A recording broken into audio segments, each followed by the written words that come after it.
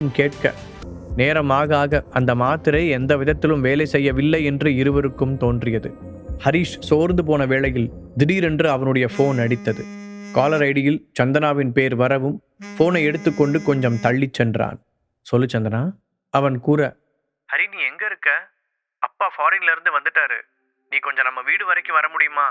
போனை கட் பண்ணிவிட்டு கைல்விழியிடம் வந்தவன், நான் இப்போ கொஞ்சம் அவசரமா கிளம்பணும். கொஞ்ச நேரத்தில் அவன் சந்தனாவின் வீட்டை அடைய அந்த வீட்டு ஹாலில் அவளுடைய ஃபேமிலி மெம்பர்ஸ் மொத்த பேரும் கூடியிருந்தார்கள். ஹரிஷ் உள்ளே வர அவர்களின் பார்வை அவன் பக்கமாக திரும்பியது. என்னமோ இந்த பக்கமே வரமாட்டேன்னு சபதம் போட்ட என்பது போல பாட்டியின் பார்வை ஏளனமாக அவன் மீது விழ ஹரிஷும் அசராமல் அவரை பார்த்தான். நான் ஒன்றும் உங்கள் வீட்டுக்கு வரல, என் மாமனாரை பார்க்க தான் வந்தேன். இப்போ திடீர்னு நீ ஏன் இந்தியா கிளம்பி வந்த? அனுராதா தன் மகனை பார்த்து கேட்டார். அம்மா, நான் நம்ம ஃபேமிலிக்காக ஒரு சூப்பரான பிஸ்னஸ் ஆப்பர்ச்சுனிட்டியை கண்டுபிடிச்சிருக்கேன், மதிவாணன் உற்சாகமாக கூறினார். அவரை ஆச்சரியமாக பார்த்தவர், என்ன ஆப்பர்ச்சுனிட்டி என்று கேட்டார். நான் ஒரு பெரிய பிஸ்னஸ் மேனை மீட் பண்ணேன். நாம் செய்ய வேண்டியதெல்லாம் அவர்கிட்ட ஒரு குறிப்பிட்ட அமௌண்ட்டை கொடுக்கணும். கொஞ்ச நாள்லேயே அந்த அமௌண்ட்டு 3 மடங்காக பெருகும். மதிவானா, நான் உன்னை நம்ப மாட்டேன்னு சொல்லலை, ஆனால் இப்போது நம்ம ஃபேமிலி பிஸ்னஸ் அந்த அளவுக்கு சரியாக போகலை. நீ இவ்வளோ சொல்கிறதுனால என்னால் அதிகபட்சம் ஒரு 50 லட்சம் தர முடியும். அதில் எந்த அளவுக்கு லாபம் வருதுன்னு பார்த்துட்டு அப்புறமா இன்வெஸ்ட்மெண்ட்டோட அளவை கூட்டிக்கலாம். அதுதான் சரியாக இருக்கும்.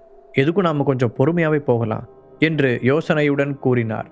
அம்மா, என் ஃப்ரெண்டு வெளிநாட்டில் பெரிய பிஸ்னஸ் மேனாக இருக்கான். அவன் நிறைய லாபம் தர கம்பெனிகளில் இந்த அமௌண்ட்டை இன்வெஸ்ட் பண்ணுறான். அதனால தான் அவனால் இவ்வளோ பெரிய அமௌண்ட்டை ரிட்டர்ன் தர முடியுது. கண்டிப்பாக இதிலிருந்து நாம் நிறைய பணம் சம்பாதிப்போம், என்னை நம்புங்க. மதிவாணன் எப்படியாவது அனுராதாவை சம்மதிக்க வைக்க முயற்சித்தார். மாமாவோட ஃப்ரெண்டு அந்த பணத்தை வாங்கி என்ன பண்ணுறாருன்னு மாமாவுக்கே கரெக்டாக சொல்ல தெரியல. ஏதோ பெரிய கம்பெனிஸில் இன்வெஸ்ட் பண்ணுறாருன்னு மட்டும்தான் சொல்கிறாரு. அதை மட்டும் நம்பிலாம் நம்ம பணத்தை தூக்கி கொடுக்க முடியாது, ஹரிஷ் பொறுமையாக எடுத்து சொன்னான். ஆனால் அந்த குடும்பத்தில் இருந்த யாரும் அதை மதிக்கவில்லை. இவனுக்கு பிஸ்னஸை பற்றி என்ன தெரியும்னு அதை பற்றி பேச வந்துட்டான். இவனே ஒன்றும் இல்லாத வெறும்பைய, இவன் நமக்கு அட்வைஸ் பண்ணுறானா என்று அவர்கள் ஒவ்வொருவரும் பேசத் தொடங்க சந்தனாவிற்கு ஹரிஷை நினைத்து சங்கடமாக இருந்தது. ஹரி, நீ நல்லதுக்கு தான் சொல்கிறேன்னு அவங்க புரிஞ்சுக்கல, திரும்பவும் ஒன்றை தான் தப்பாக பேசுகிறாங்க, விட்டுரு, என்னமோ பண்ணிட்டு போகிறாங்க என்று அவன் காதில் மெதுவாக சொன்னாள். இவங்க எல்லாரும் தெரிஞ்சே போய் குழிக்குள்ளே விழுகிறத என்னை சும்மா வேடிக்கை பார்த்துட்டு இருக்க சொல்கிறியா பேபி? சரி, நீயும் பிஸ்னஸில் தானே இருக்க, உங்கள் அப்பா சொல்கிறத பற்றி நீ என்ன நினைக்கிற என்று அவளிடமே கேட்டான். கண்டிப்பாக அவர் சொல்கிறத நான் நம்பலை ஹரி, ஆனால் இங்கே கொஞ்சம் சிச்சுவேஷன் சரியில்லாததுனால நான் அமைதியாக தான் இருந்தாகணும். சந்தனா அவனுக்கு புரிய வைக்க முயற்சித்தாள். ஹரிஷ் பேசியதையெல்லாம் அனுராதா கணக்கிலேயே எடுத்துக்கொள்ளவில்லை. தன் மகன் சொன்ன பண விஷயங்களை பற்றியே யோசித்து கொண்டிருந்தவருக்கு அதில் வந்த லாபத்தின் அளவு கண்களுக்குள்ளேயே இருந்தது. மதிவானா, நாம் ஏன் முதல்ல ஒரு 5 கோடி இன்வெஸ்ட் பண்ணி பார்க்கக்கூடாது என்று கேட்டார். 50 லட்சம் 5 கோடி ஆனதை பார்த்த ஹரிஷ், ஒருத்தனை ஏமாத்தணும்னு நினச்சா முதல்ல அவனோட ஆசையை தூண்டணும்னு சொல்கிறது சரியாக தான் இருக்குது. தன்னை பெரிய புத்திசாலியாக நினச்சிக்கிற பாட்டியே இவ்வளோ ஈஸியாக ஏமாந்துட்டாங்கல்ல என்று தனக்குள் நினைத்து சிரித்து கொண்டான். அம்மா, நீங்கள் என்ன பேசிகிட்டு இருக்கீங்க? நாம் ஒன்றும் அவ்வளோ மோசமாக போயிடல.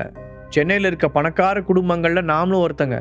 நாம் போய் பிச்சை காசு 5 கோடி ரூபா மட்டும் இன்வெஸ்ட் பண்ணோன்னா அவன் மேலே நமக்கு நம்பிக்கை இல்லைன்னு நினச்சிக்குவான்.